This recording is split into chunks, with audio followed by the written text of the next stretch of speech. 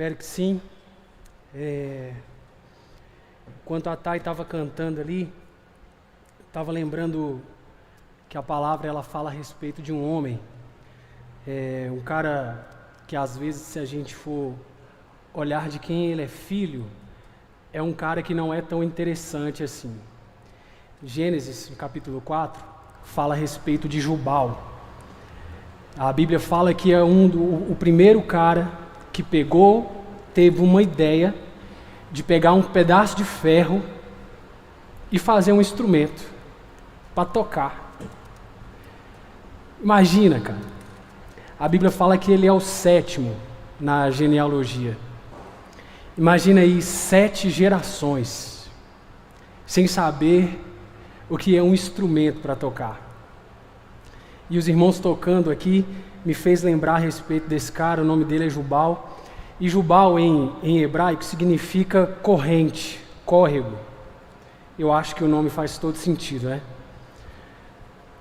Salmo, não lembro o número, fala que o Senhor ele habita em meio aos louvores.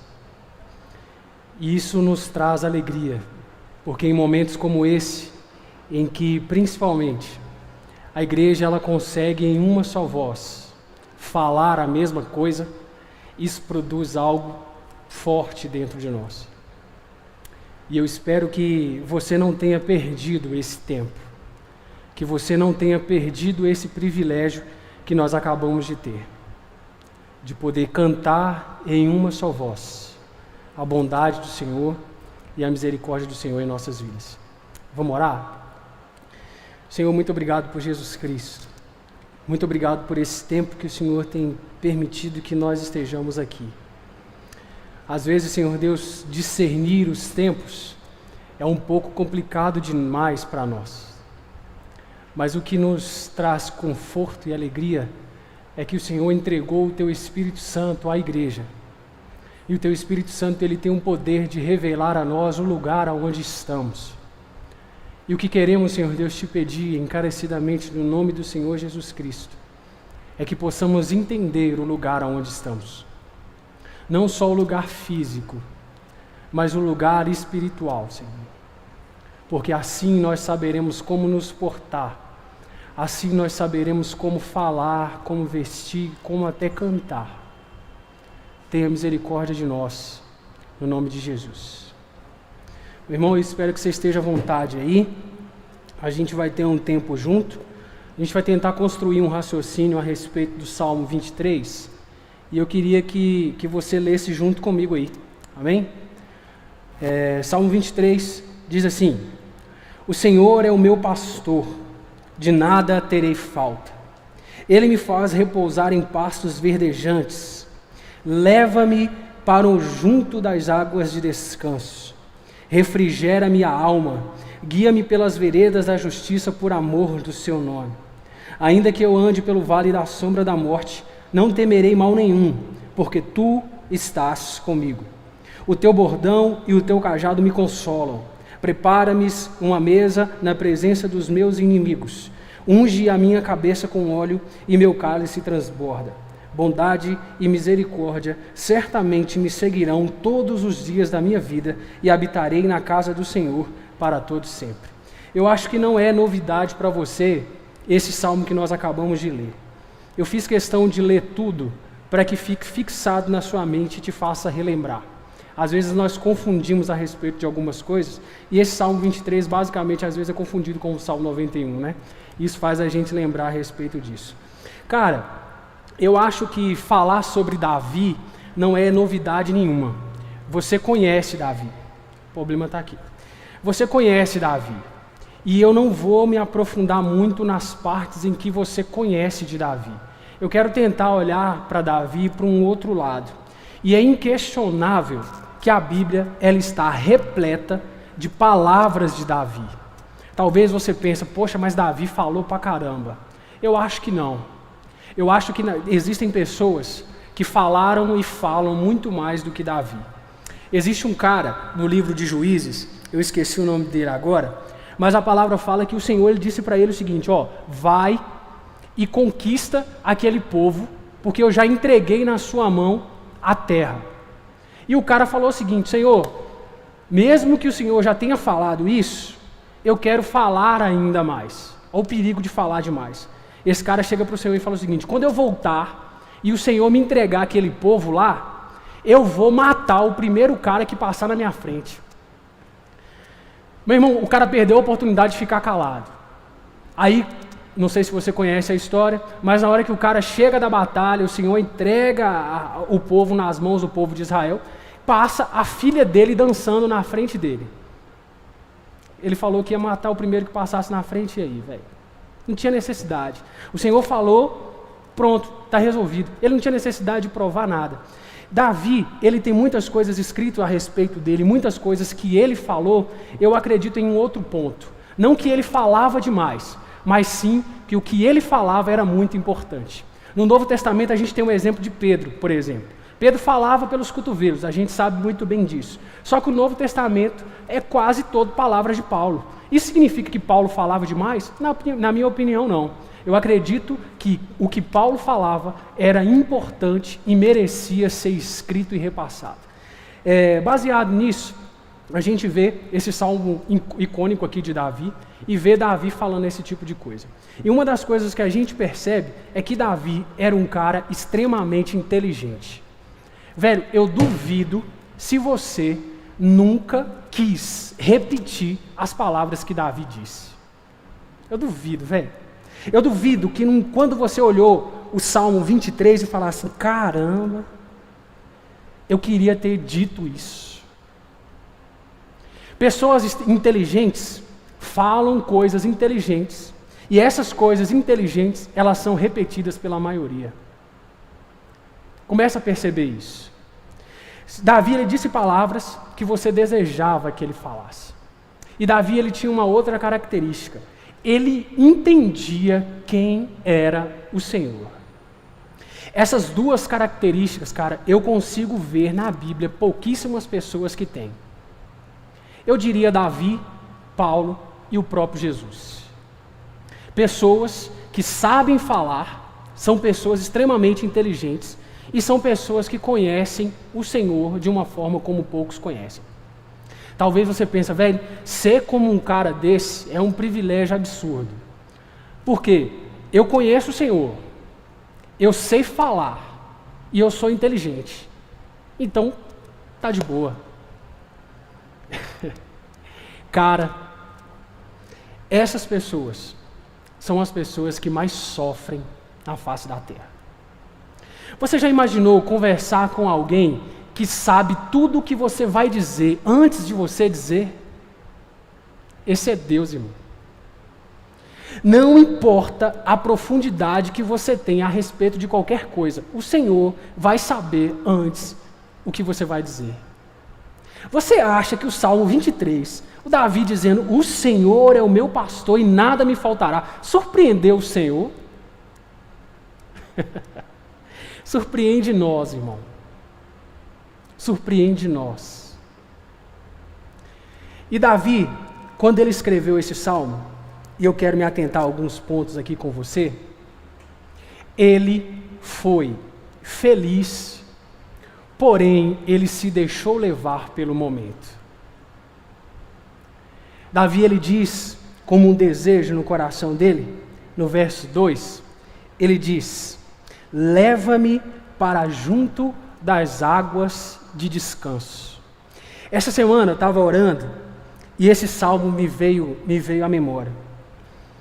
Cara, existe um momento na sua vida em que as coisas estão tão absurdas, que as coisas que estão acontecendo com você e com os que estão perto de você são coisas tão absurdas que o que você deseja é paz, irmão.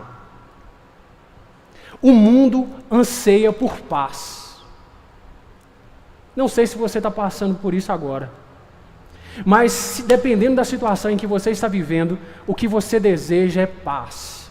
E Davi, ele estava passando por esse momento, e como toda pessoa, mesmo com todas as qualidades que ele tinha, ele pediu paz. Cara, só que paz é um negócio muito sério. Muito sério. Jesus, ele chega a dizer em Mateus capítulo 10, salvo engano, se não for Mateus é Lucas, ele fala, eu vim não para trazer paz, mas para trazer confusão, discórdia. Você fala assim, não, velho, Jesus está de brincadeira com a minha cara. Aí talvez você pense o seguinte, assim, velho, mas a Bíblia está entrando em contradição. Porque em Gálatas capítulo 5 diz que o fruto do Espírito, um dos frutos do Espírito é paz. Onde é que encontra essas coisas aí? Onde é que a gente encontra no meio do caminho todas essas coisas aí? O que a gente resolve em relação à paz? É certo ou não é pedir paz? Lembra que a gente orou no início para que o Senhor ele nos revelasse o momento em que nós estamos vivendo? É exatamente isso. Se você, cara, não descobrir e não entender o momento em que você está vivendo, você não vai saber nem orar. Porque o que é bom para um momento específico, para outro já não presta. Você lembra do maná, velho? Por exemplo, quando o Senhor ele falou com Moisés o seguinte, falou assim, ó, de segunda a sexta, de domingo a sexta, você pega maná uma vez para o dia inteiro. Sexta-feira você pega 2 vezes.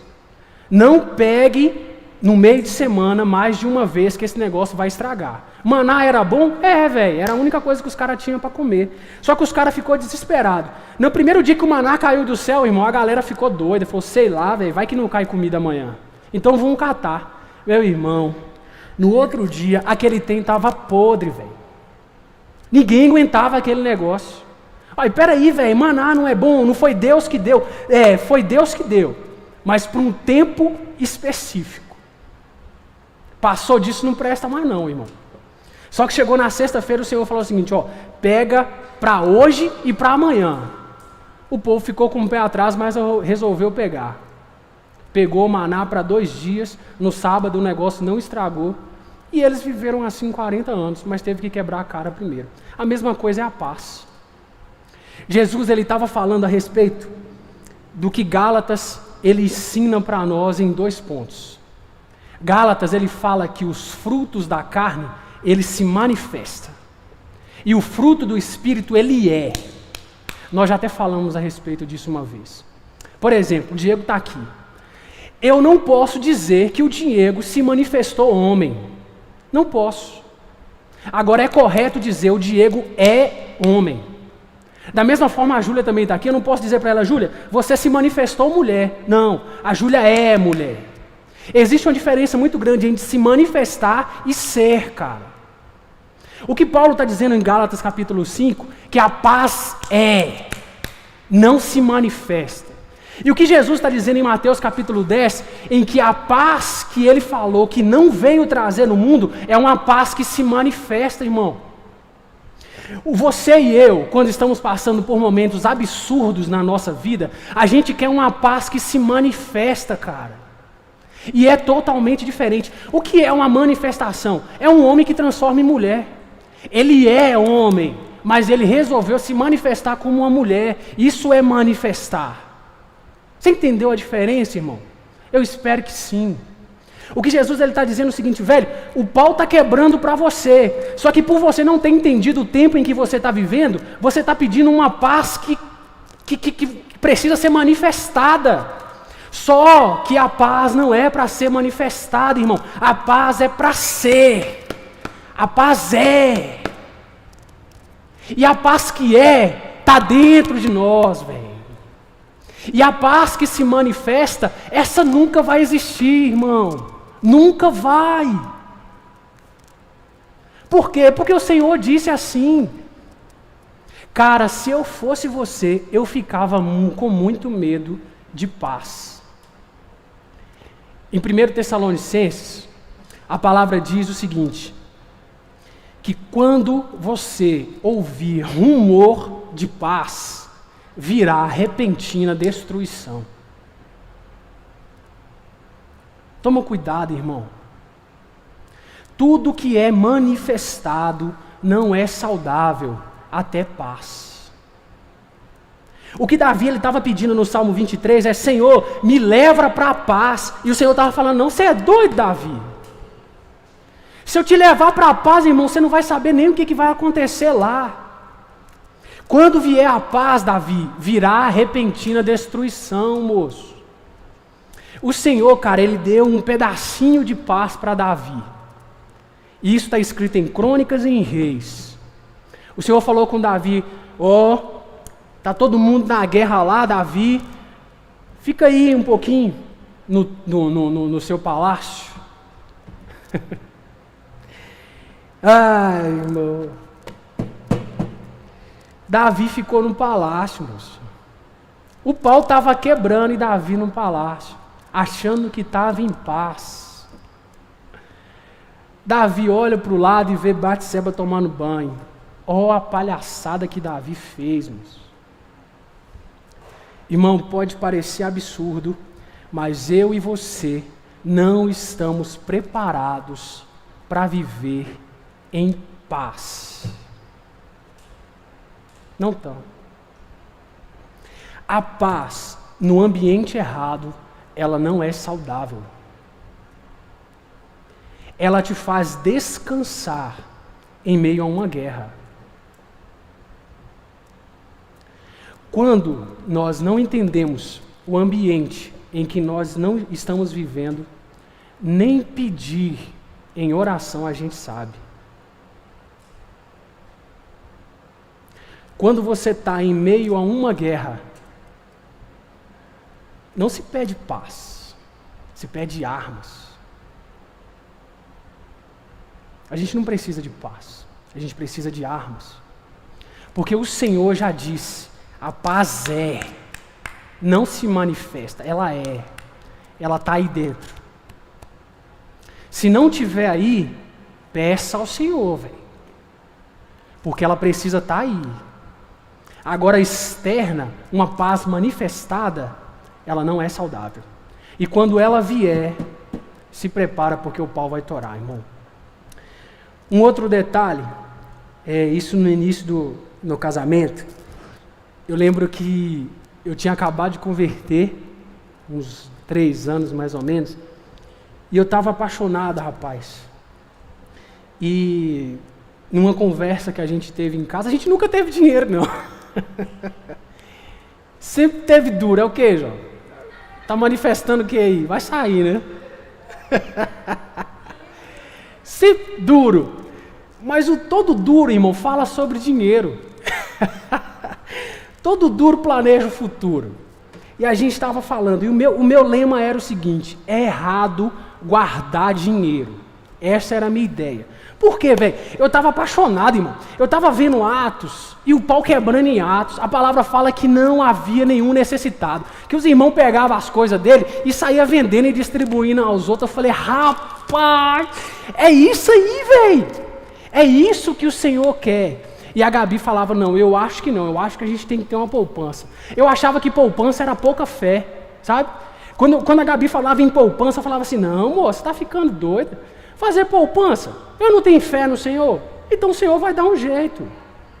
Meu irmão, quando eu e você não sabemos o ambiente em que nós estamos vivendo, nem gastar dinheiro a gente sabe.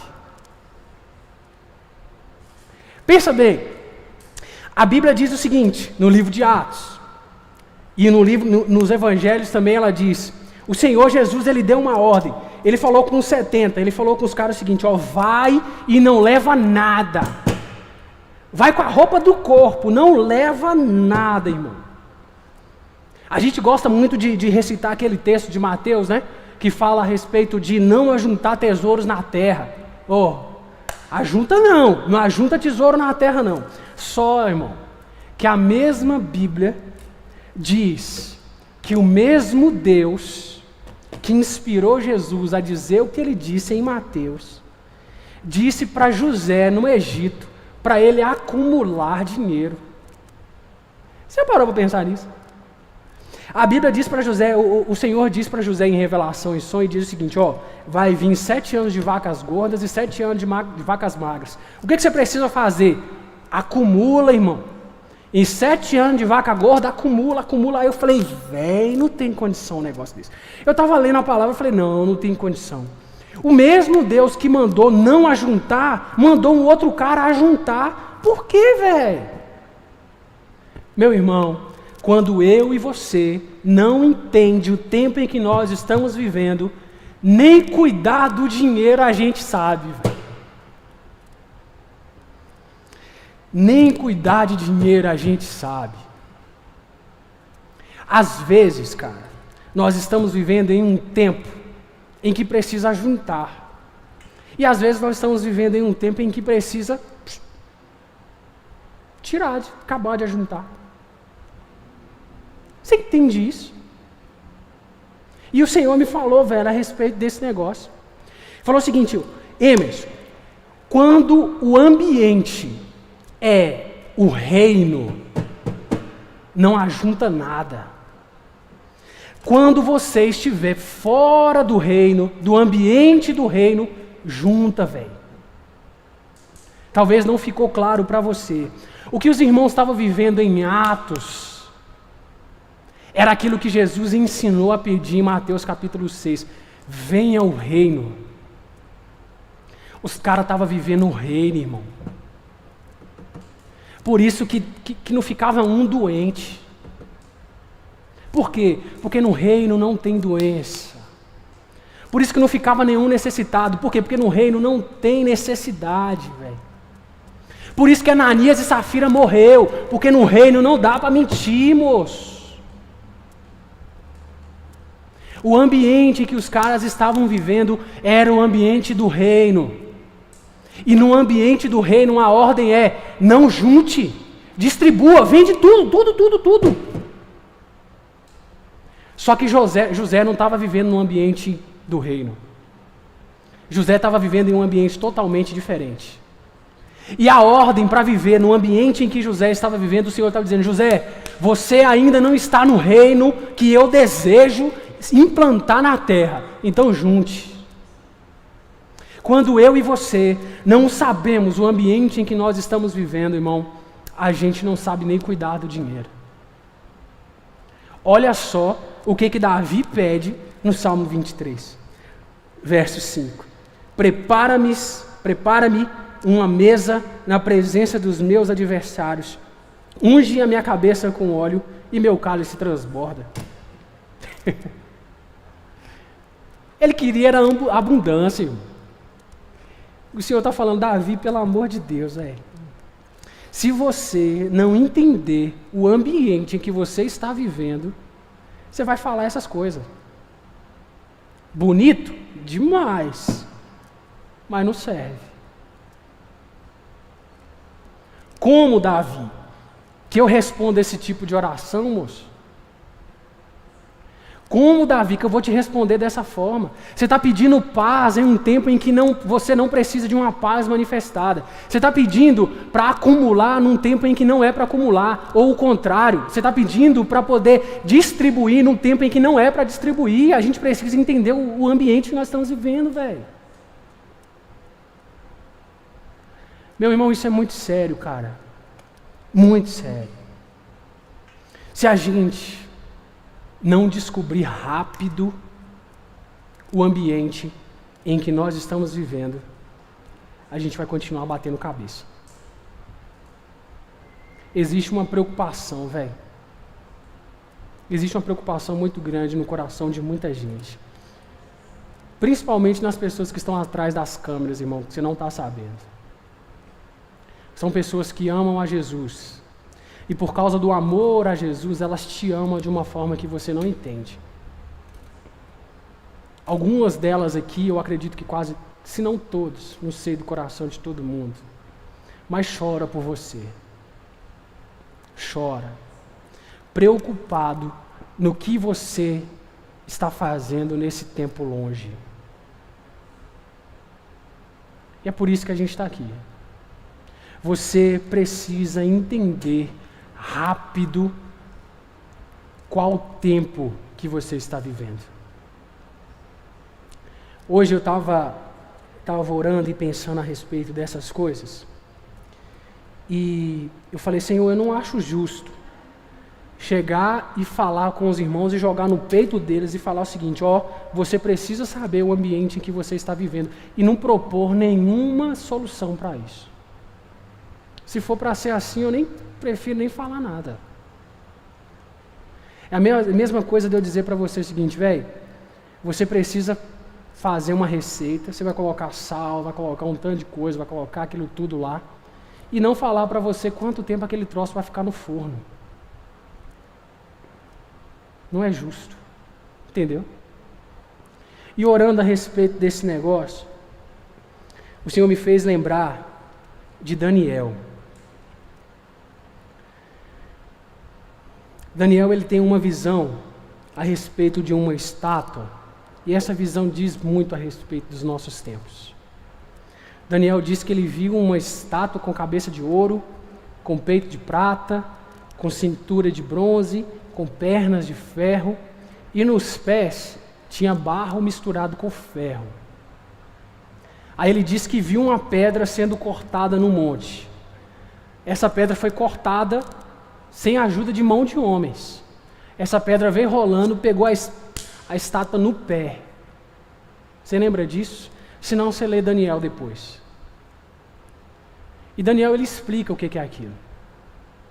Ele diz: olha, a estátua com cabeça de ouro é você, Babilônia. E o resto são os reinos que virão.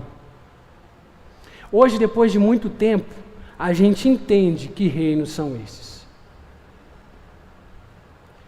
Só, irmão, que nós precisamos ser honestos e parar e entender que aquela pedra era o Cristo, irmão.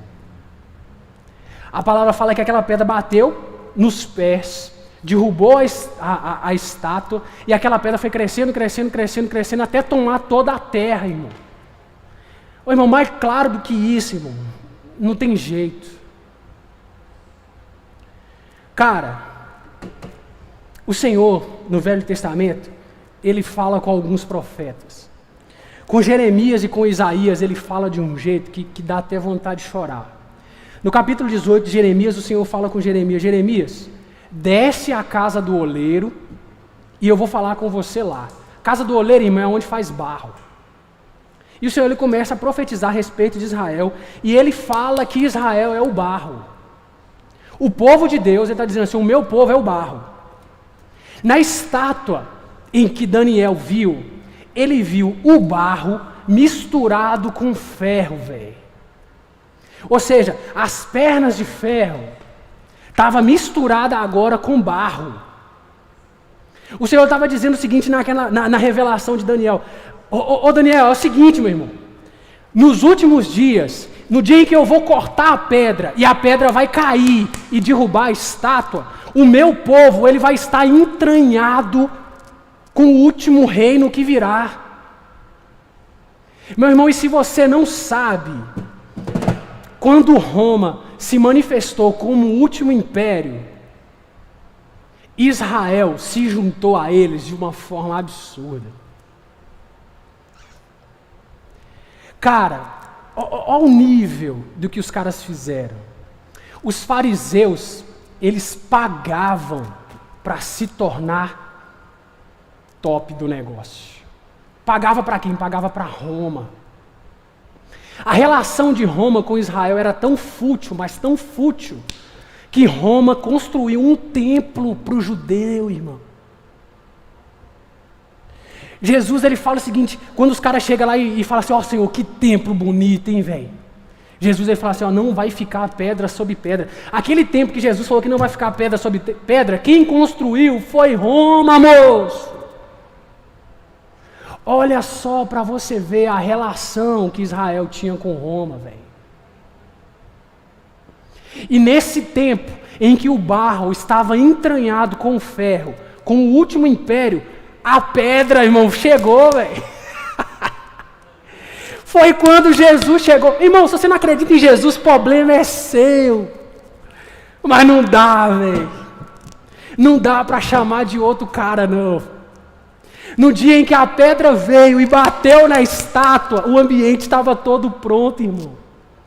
Se você não percebeu, como o barro estava entranhado com o último império, a Bíblia fala, olha só, que Jesus ele foi condenado por se tratar de um falso profeta. Você lembra disso? Você vai ler João, você vai ver isso. Deuteronômio diz o que fazer em Israel com um falso profeta. Deuteronômio diz, se ele disser não cumprir, pedra nele, irmão. Sapeca pedra nele. Por que Jesus não morreu apedrejado, irmão? Irmão, crucificação era um tipo de morte romana. O povo estava tão entranhado que ele abandonou até os castigos que a lei propunha para alguns defeitos. Cara, quando tinha um falso profeta, não tinha conversa. É pedra nele. Só que é o rodeio que os caras fizeram em Jesus. Leva para Pilatos, leva para o outro. Como nós vamos matar ele? Crucifica. A pedra veio. A pedra tem nome. A pedra é Jesus. E nós estamos vivendo nesse tempo em que o barro está entranhado com o último império, as pernas de ferro, e ele não está vendo isso. Você acha que está diferente de hoje? Nunca na história a igreja esteve tão envolvida em decisões. E quando eu digo decisões, são todas as decisões. Quando o Senhor Jesus ele veio na terra, ele estabeleceu um reino. E esse reino ele tem punições próprias. Ele não precisa de punições de outros impérios. Quando Jesus veio estabelecer o reino de Deus, esse reino tem benefícios próprios. Ele não precisa de benefícios de outros impérios, velho. Só que a igreja, barro, está tão entranhada com o último império que ela não está nem percebendo isso.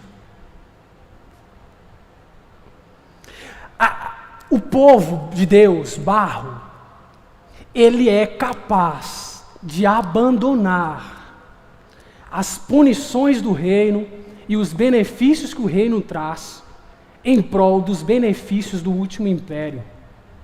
Em prol das punições do último império. Um exemplo muito simples disso. Quando você pensa em justiça, você pensa em quem? Não. Olha só para você ver como que o negócio é tão sério. Jesus ele chega para Marta e Maria, Lázaro morreu, Senhor, fica tranquila, moça, se você crer, você vai ver a glória de Deus. Aí a mulher fala para o Senhor, Senhor, eu creio que no último dia ele vai se levantar. O Senhor falou, não, o reino está aqui, é agora. Quando a gente fala em justiça, você pensa em quem? E o pior, quando alguém chega para você e você está passando por uma situação difícil, você fala o seguinte, velho, só Deus. Você desespera. Você não quer os benefícios só de Deus naquela manifestação. Você quer agora. Uns dias para trás, tem que olhar o horário, o Senhor me constrangeu. E o Senhor ele falou comigo, Emerson, não é certo pedir a ajuda de um Deus para que um outro Deus te ajude. Olha só que coisa maluca. Falei, Senhor, peraí, velho, tem alguma coisa errada em relação a isso. Aí eu lembrei do texto de Atos. O Senhor, ele fala para... Simão, um antigo mágico que se converteu, ele vê os apóstolos curando, botando a mão nos outros, e os outros recebendo o Espírito Santo. O que ele faz? Ele pega dinheiro e fala o seguinte, quanto você quer para me dar isso que você tem? Quando, irmão, o negócio inverte, a gente tem noção da gravidade das coisas. Simão ele estava oferecendo um Deus, Mamon, para que o Deus verdadeiro desse a ele alguma coisa. Não se pede a ajuda de um Deus para que outro Deus te ajude, velho. E a gente faz isso o tempo inteiro. O que a gente tem pedido ao Senhor quase que todo dia? Senhor, dá dinheiro. Por quê? Porque o dinheiro resolve os meus problemas. Ô, irmão. A gente está pedindo a ajuda de Deus para que Ele mande um outro Deus para nos ajudar. O que é isso? É só um reflexo do barro entranhado de uma forma absurda com o último império. A gente precisa sair fora desse negócio, irmão. A gente precisa ser curado desse negócio logo. E o tempo em que nós estamos vivendo é esse. Nós estamos vivendo em tempo de pé da estátua. Não estamos mais na cabeça, isso ficou claro. Não estamos mais no peito, não estamos mais no quadril, não estamos mais na perna. Nós estamos nos pés. Cara, pode parecer louco e você concorda se você quiser. Mas Jesus, Ele propôs um entendimento a respeito dos pés. Quando os caras chegam na última ceia, está todo mundo sentadinho, bonitinho lá. Jesus aí chega para os caras e fala o seguinte: ó, eu vou lavar o pé de vocês. Aí Pedro fala: não, você não vai lavar meu pé não. Aí Jesus fala: se eu não lavar seu pé, você não tem parte comigo. Eu sempre fiquei encucado em relação àquilo. A gente aceita de uma maneira muito simples, de que o que Jesus estava dizendo era só se manifestando de forma humilde. Mas eu acho que não.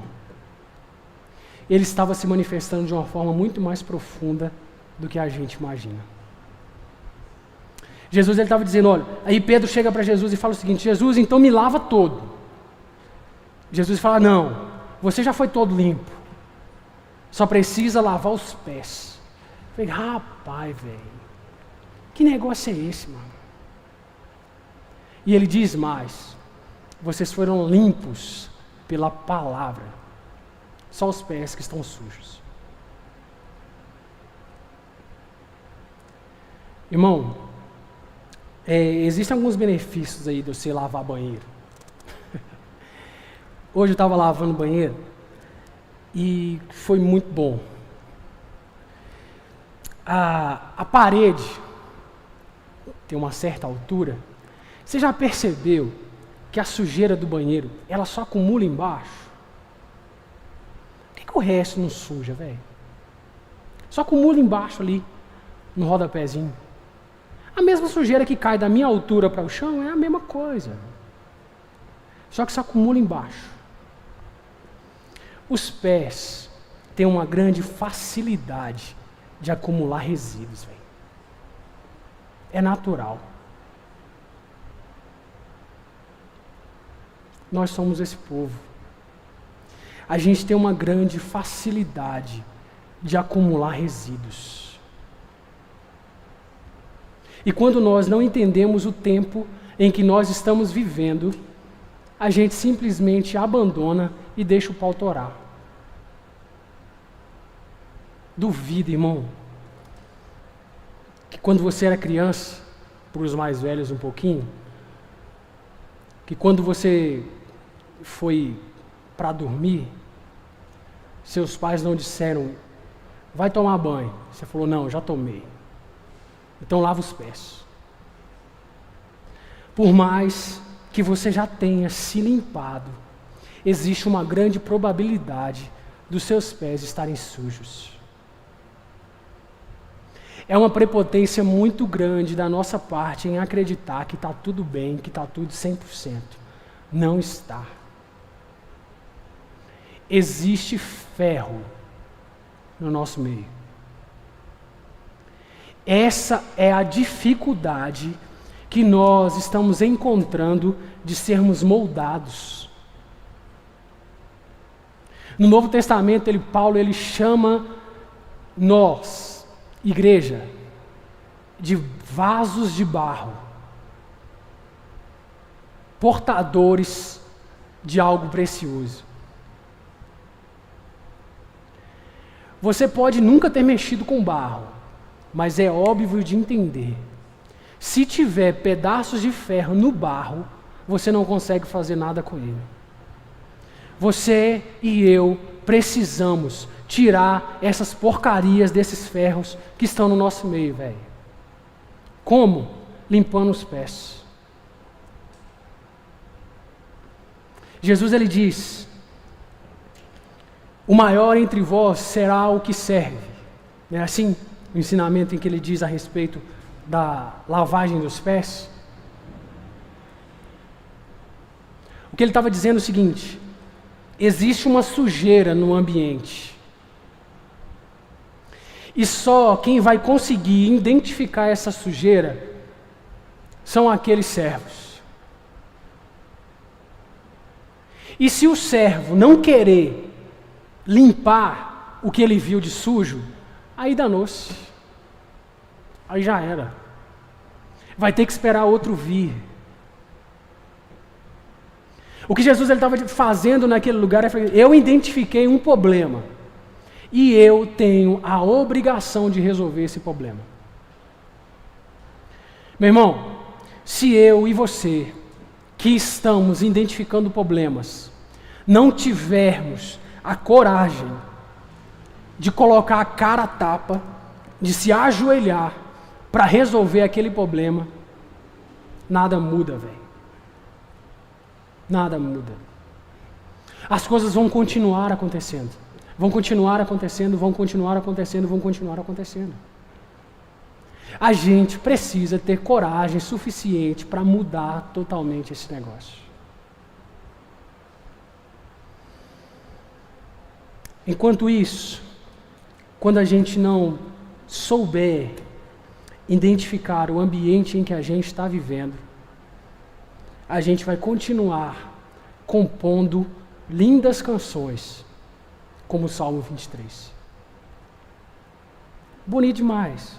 O Senhor é o meu pastor. E o ferro está lá. O Senhor é o meu pastor e nada me faltará. E o ferro está lá. Me faz deitar em verdes pastos. E o ferro lá. Leva-me às águas tranquilas. E o ferro lá. Refrigera minha alma. Existe coisa mais bonita que isso, irmão? Pedir a ajuda do Senhor para que Ele refrigere a sua alma, mas o ferro está lá. Como que o Senhor vai fazer alguma coisa enquanto tiver ferro no meio de barro, velho? Ele não vai conseguir formar nada. Leva-me a águas tranquilas e a pastos verdejantes, e o ferro está lá. Ainda que eu ande pelo vale da sombra da morte, o ferro está lá. Não adianta, maluco. Não adianta você fazer nada enquanto o ferro estiver entranhado no barro. E esse é o tempo em que nós estamos vivendo.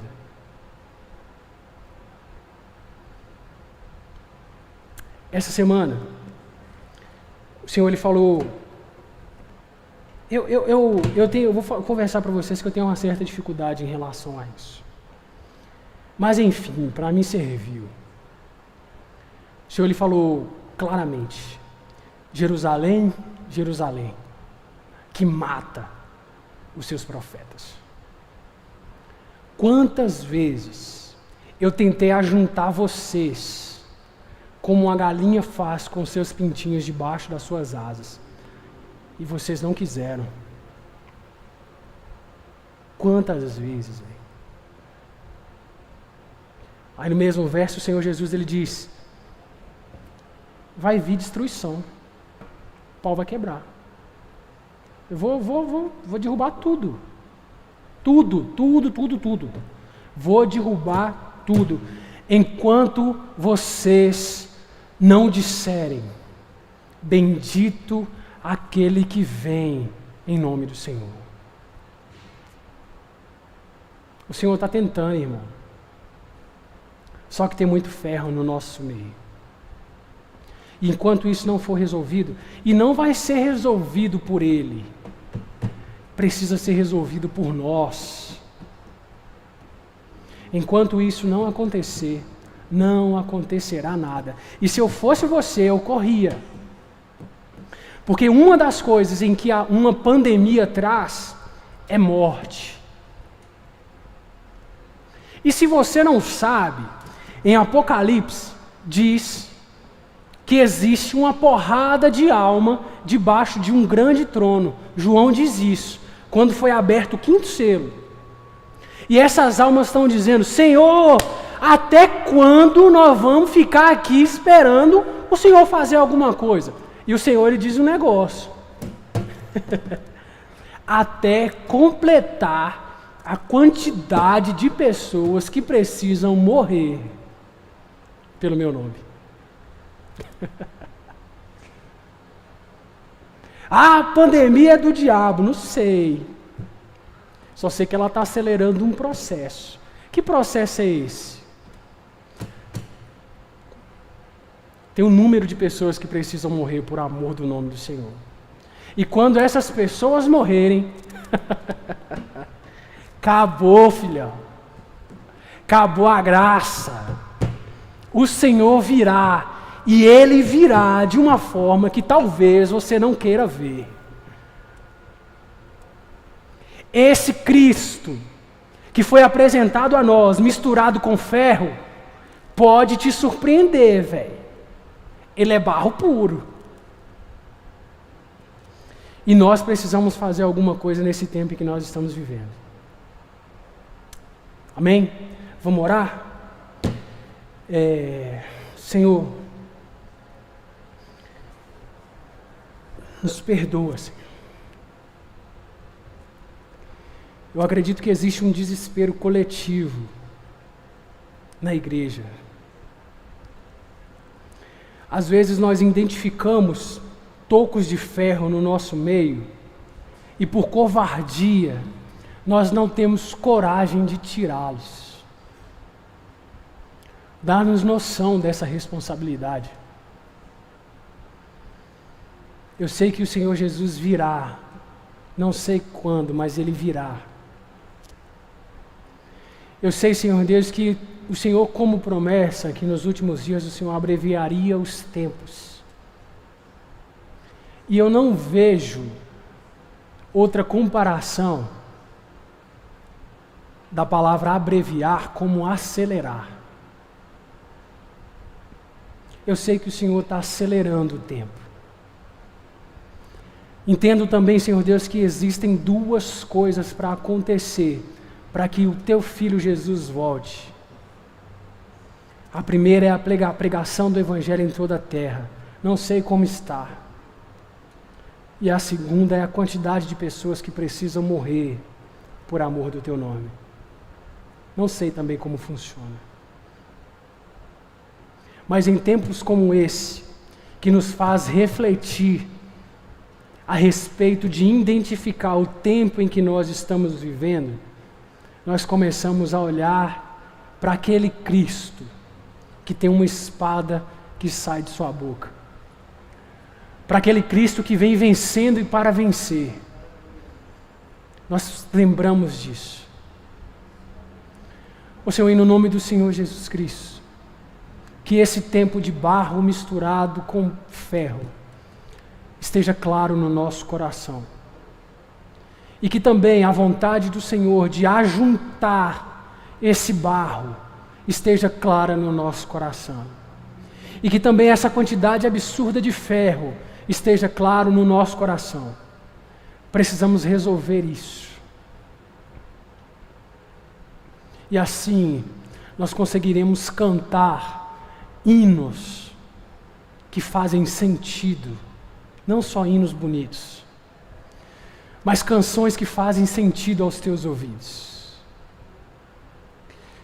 E nesse momento, Senhor Deus, como há muitos anos atrás eu orei ao Senhor e eu quero orar com a igreja, aquilo que foi promessa, e dizer que bendito é aquele que vem no nome do Senhor. Bendito aquele que vem no nome do Senhor. Bendito aquele que vem no nome do Senhor. Bendito aquele que vem no nome do Senhor. Bendito aquele que vem no nome do Senhor. Senhor, que a igreja repita isso, Senhor. Que a igreja ardentemente em seu coração entenda isso, que há uma promessa nessas simples palavras. Ajuda-nos, Senhor Deus, a produzir canções baseado nisso. E bendito é aquele que vem no nome do Senhor. Bendito é Jesus, aquele que veio em teu nome, Senhor. Nos arrependemos, Senhor Deus, no nome do Senhor Jesus Cristo. Pedimos que venha o teu reino, para a tua glória. Amém. Meu irmão, é isso. Espero que tenha entendido. E fique esperto, velho. Fique esperto. Não dá mole não. Vamos para cima disso. Deus é bom. Que o Senhor te guarde nesse tempo. Ele não vai te deixar. Só não deixe Ele. Deus abençoe.